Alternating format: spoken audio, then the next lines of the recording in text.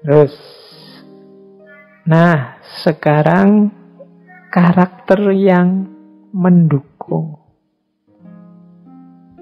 Karakter yang mendukung ini berarti jiwa-jiwa yang mau berkorban, jiwa-jiwa yang dengan sukarela, rela untuk berkorban, itu jiwa-jiwa yang punya kualifikasi tertentu.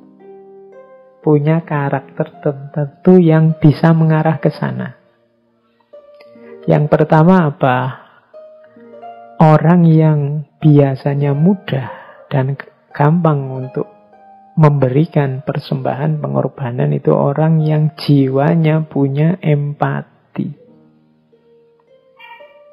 Empati itu ada filosof hermeneutik namanya Wilhelm Dilthey. Empati itu definisinya adalah transposisi. Empati itu kalau engkau bisa memposisikan dirimu di posisi objek atau orang yang kamu baca, itu empati.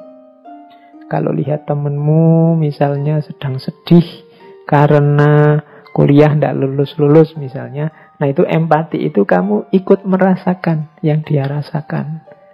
Seandainya aku yang tidak lulus-lulus, betapa sedihnya, betapa galaunya, maka aku pahami kesedihannya, kegalauannya. Itu empati. Seandainya aku yang jadi dokter, jadi perawat, yang harus merawat orang-orang yang kena COVID, sebenarnya ya agak enggan gimana, wong itu kewajiban. Dengan resiko dirinya sendiri kena, maka keluhan mereka aku bisa paham. Ini namanya empati. Memposisikan diri di posisi orang yang engkau baca.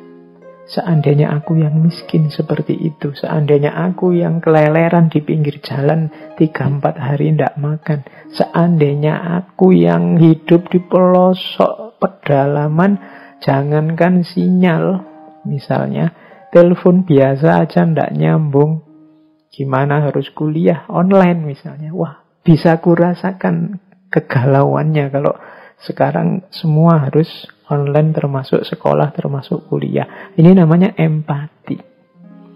Orang yang punya jiwa empati inilah yang mudah nanti untuk berkorban, mudah untuk diminta pengorbanannya.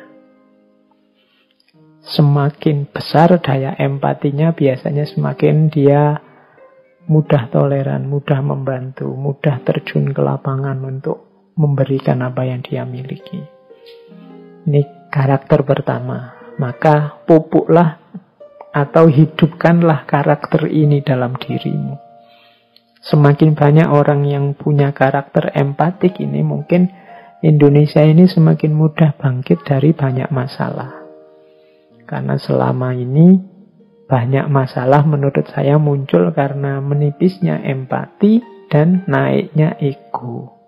Setiap orang hanya tahu dan membaca kebenarannya sendiri, situasinya sendiri, pemahamannya sendiri, kurang keluar untuk mengempati orang-orang di sekitarnya. Oke, terus yang kedua, karakter yang mendukung jiwa korban adalah belief on a just world. Yaitu orang yang punya keyakinan dunia ini bisa ditata, bisa diatur, bisa ditertibkan, bisa jadi adil. Ini dengan kata lain orang yang berpikirnya optimis. Enggak, iya saya akan berkorban demi orang ini bahagia, demi lingkunganku beres. Saya akan capek, ndak apa-apa, asal teman-temanku semua kebutuhannya terpenuhi. Loh, ini kan kalau orang ndak berpikir positif, optimis, susah. Kalau orang berpikirnya begini, alah, kayak Indonesia ini, mbok presidennya malaikat juga akan tetap kacau. Kemungkinan orang yang berpikir semacam ini ndak akan berjuang lagi sudah.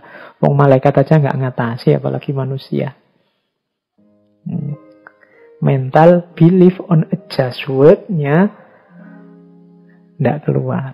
Jadi yakinlah bahwa dunia ini bisa adil kok. Dunia ini bisa ditata. Wong manusia itu punya akal, manusia itu punya budi, bisa diberitahu, bisa diatur. Jadi ini lebih mudah membuat orang mau berkorban.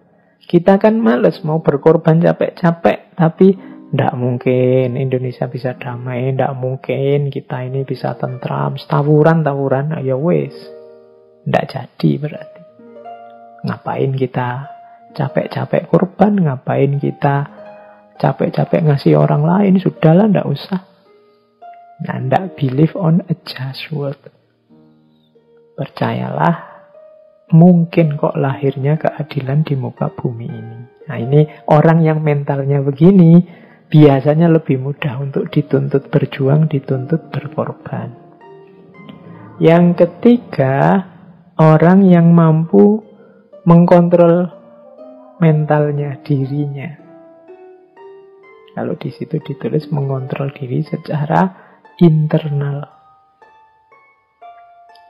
Nama lainnya orang yang menguasai dirinya. Orang yang menguasai dirinya itu orang yang kalau ada wawasan baru yang baik, kalau ada kebenaran yang lebih benar dari yang dia yakini sebelumnya, ini mudah mengadaptasinya. Oh iya, saya kemarin salah, yang benar ini nih. Oke, sekarang aku ganti ini. Ini orang jago ini, bisa mengontrol dirinya. Banyak orang tidak bisa seperti ini. Banyak orang terkungkung oleh egonya. Ya menurut saya itu lebih benar sih, tapi mesti ono tapi nih. Karena dia tidak mau jatuh.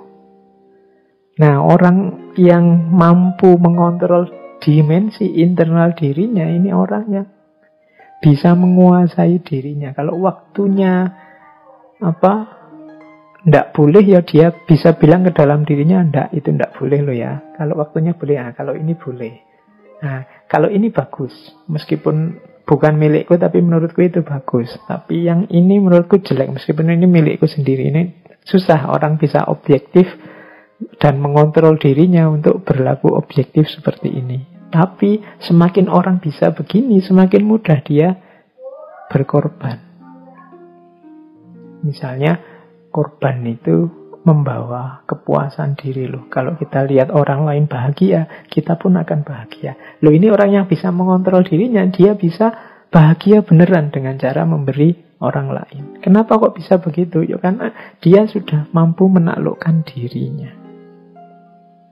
Itu yang ketiga. Dan yang terakhir, ego yang rendah. Ego yang rendah tadi, kayak tadi kan empati lawannya ego. Semakin rendah ego, semakin mudah orang berkorban. Semakin tinggi ego, semakin susah berkorban, atau kalau melakukan korban, pamrihnya besar. Nah, teman-teman, berarti lahirkan jiwa-jiwa penuh pengorbanan antara lain dengan cara peliharalah empati dalam dirimu, percayalah akan adanya dan mungkinnya dunia yang adil, tertib, baik. Kuasai dan kontrol dirimu. Dan yang terakhir, egomu jangan terlalu tinggi. Semakin tinggi egomu, semakin susah engkau berkorban untuk orang lain. Karena pikiranmu hanya tentang dirimu saja. Seolah-olah dunia ini isinya hanya engkau, dan seolah-olah engkau yang paling penting di muka bumi ini. Yang semacam ini biasanya susah berkorban, bahkan mungkin dia menuntut orang lain berkorban untuk dirinya. Jadi teman-teman, mulai sekarang latihan ini. Karena tadi ya, kenapa sih Pak kok tidak menghidupkan jiwa penuh pengorbanan?